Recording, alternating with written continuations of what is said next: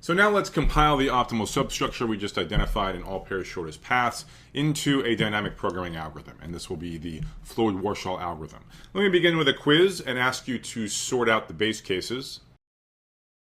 So remember, our subproblems actually have three indices. The first index is the origin I, the second index is the destination j, and then there's our budget k, which controls which of the vertices we're permitted to use as internal nodes in a shortest path in this subproblem. So because of these three indices, we're going to be using a three-dimensional array A. So the plan, of course, is to solve systematically all of these subproblems, where the subproblem corresponding to a choice of I, j, and k is just the length of a shortest path starting at I, ending at j, and using intermediate nodes only labeled 1 through k. And what's cool about these definitions is it's clear which are the bigger subproblems and which are the smaller subproblems. That's controlled completely by the index k. So the smallest set of subproblems, the ones where we have to think through the base case, is when k equals 0. So the quiz asks you, how should we fill in a, I, j, 0 for all of the various choices of the origin I and the destination j?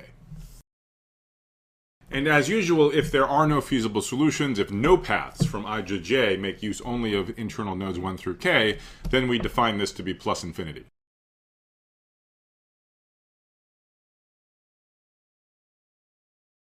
All right, so the correct answer is C. So if I and j are the same, then there is a path that starts at I and ends at j, the empty path. It does in fact have no internal nodes at all, and it has length 0.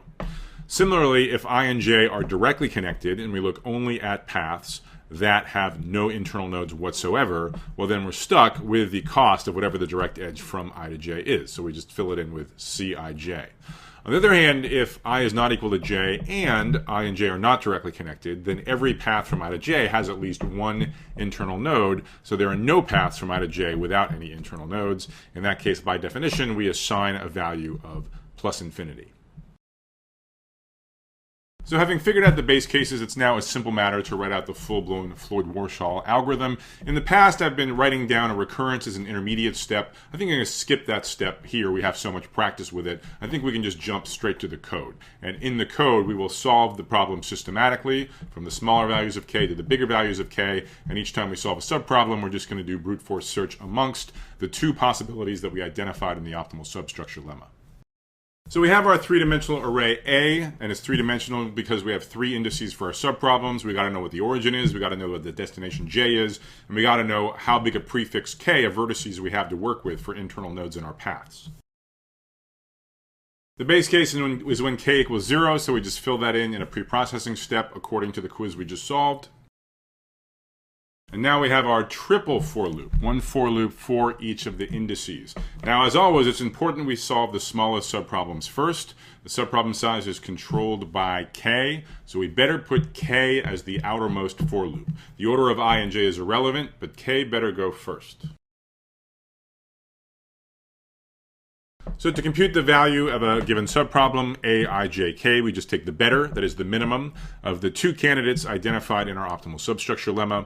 The first candidate furnished by case 1 is just to inherit the solution computed in the last iteration of the outer for loop, that is I, j, k minus 1. So the second candidate is provided by the second case of the optimal substructure lemma. This is where, in the optimal solution to the current subproblem, we actually do use node k internally on the shortest path. In that case, we know what it has to look like. We have to just be taking the optimal solution from the last iteration of the outer for loop from I to k and concatenating that with, that is, adding to it the length of a shortest path computed last iteration of the outer for loop from k to j. So notice that our code does indeed pass the sanity check you should always use.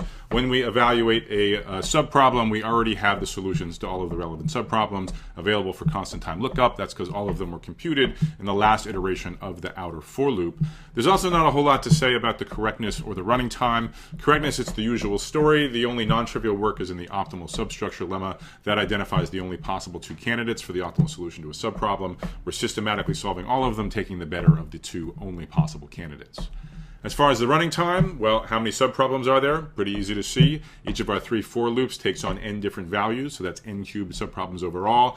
Pretty clear that we only do a constant amount of work per subproblem. That gives us the cubic running time. So let me wrap up the discussion of Floyd-Warshall algorithm with a couple odds and ends, answers to two frequently asked questions. So question number one, which frankly I kind of hope you're wondering about, is, well, what's up with input graphs that do have a negative cost cycle? Let's recap what we've done. We stated and proved the optimal substructure lemma only for input graphs that do not have a negative cost cycle. Our correctness argument for the Floyd-Warshall algorithm relied on the correctness of the recurrence, which in turn relies on the correctness of the optimal substructure lemma. So if you feed in some arbitrary graph to the Floyd-Warshall algorithm, it might have a negative cost cycle, it might not. Well, the algorithm is just going to process its n-cubed iterations and fill in this three-dimensional array either way. So you're left at the end of the day with this 3D array filled with numbers. And if it just so happened there was no negative cost cycle in the input graph, then you know that the final batch of numbers when k equals n are in fact the correct shortest path distances. But how do you know if the input graph had a negative cycle or not? How do you know whether you can trust this last batch of numbers when k equals n? Well, there's actually a very slick answer to this question, which is all you need to do is scan the diagonal of the numbers computed in the final round. If the input graph does have a negative cost cycle, then for at least one vertex I, you will see a negative number in the entry a of I, n. So let's assume for the moment that this fact is true, that negative cost cycles will show up in the diagonal in the final round of entries. Then I hope it's clear how you can use the Floyd-Warshall algorithm to solve the general version of the all-pair shortest paths problem. Where by the general version I mean you're given an input graph, it may or may not have a negative cost cycle, and you have to do one of two things. Either you correctly deduce that the input graph has a negative cost cycle, then you're off the hook, or you compute correct shortest paths between all pairs of vertices. So the way you use that using Floyd-Warshall, you just take the input graph, you just run the algorithm, the n-cubed iterations, you scan the diagonal, you scan AIIN for all values of I. If you see a negative number, you say, oh, I'm off the hook, there's a negative cost cycle, sorry. And if the diagonal is all zeros, then you return the final batch of AIJNs as the correct shortest path distances. I'm not going to prove this formally, I'll leave that for you to do in the privacy of your own home, but let me just suggest some intuition about why you would expect this to be true. So suppose the input graph does indeed have a negative cost cycle. Pick some arbitrary vertex on that cycle, let's say vertex x. Define vertex y to be the highest label of some other vertex on the cycle. Now, think about the following point in the Floyd-Warshall algorithm in its triple for loop. Think about when the outer iteration, the value of k, is equal to y. So for the first time, the vertex y is eligible to be on internal nodes of shortest paths. And think about in the inner for loops when both I and j are equal to x. So what is the recurrence, what is the formula in the Floyd-Warshall algorithm going to say? It's going to fill in this particular subproblem value, that is capital A of x, y, with the minimum of two things. So first of all, capital A of x, y minus 1. Who knows what that is? But the second candidate, this is the interesting one candidate to fill in this entry will be capital A of x, y minus 1 plus capital A of y, x, y minus 1. That is, one of the candidates for the entry in this diagonal, capital A of x, y, will be the length of a shortest path from x to y, whose all internal nodes are less than y, plus the length of a shortest path from y back to x, whose internal nodes are all less than y. Well, two candidates for such paths are the two halves of this cycle, right? Y we chose to be the largest indexed node anywhere on the cycle. All the other vertices other than x and y have only smaller indices, so there are permissible internal nodes at the previous iteration. So if you take the sum of these two paths, that's just the cycle length, which by assumption is negative. So at this point in the Floyd-Warshall algorithm, if not earlier, when the outer for loop k is equal to y, and when we're looking from x back to x itself, at that point we'll get a negative number. And because these numbers only go down in future iterations of the outer for loop, that negative number will persist till the end of the algorithm. That's why to check for negative cycle, just scan the diagonal of the final batch of numbers. That tells you whether or not there was one in the input graph.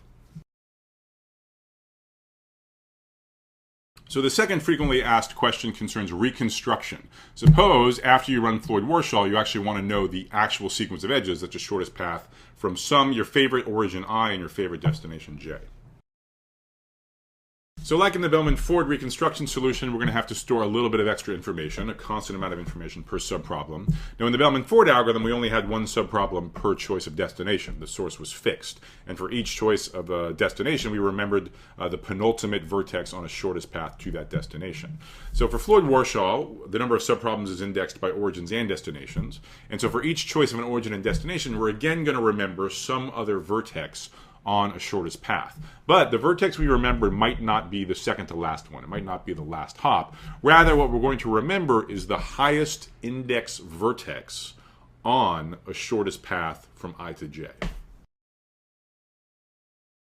So I'm going to call this additional information a two-dimensional array capital B. This is indexed just by the choice of the origin and the choice of the destination. And again, the semantics is we want the ij entry of this array to be the max label of any internal node on a shortest ij path.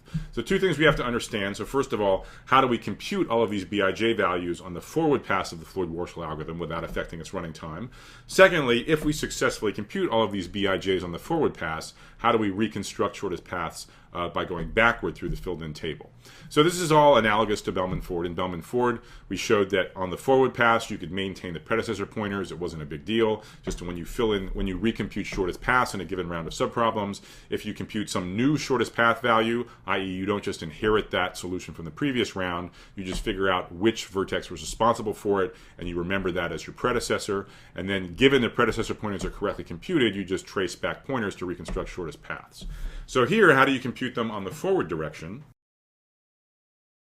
Well, remember in the recurrence that we used to fill in the three-dimensional array A, there's two possibilities. Either you just inherit the solution from the previous iteration. That's kind of the boring case. And the interesting case is when you actually use the newly available vertex K in a shortest path from I to j. So whenever you use that second case of the recurrence to reset the value in the three-dimensional array A, at that point you reset the corresponding Bij value to the current value of K. So that is just on the forward pass of Floyd-Warshall, you always remember the last vertex responsible for changing your shortest path distance between I and j.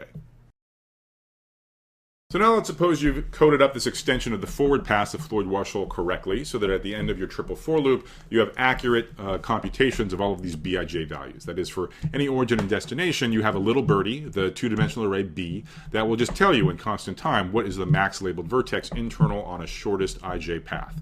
Well, maybe you really want to know your favorite source is 23, your favorite destination is 17, and you want to reconstruct a shortest path from your oracles, your filled-in tables. So you look into the entry 23, 17 into the B array. You have this little birdie, this filled-in table, tells you the max labeled vertex on a shortest path between 23 and 17. Maybe it tells you it's the vertex 43. So it promises you that the shortest path comprises 23 on one end, 17 on the other end, a bunch of stuff in the middle, the largest of which is 43.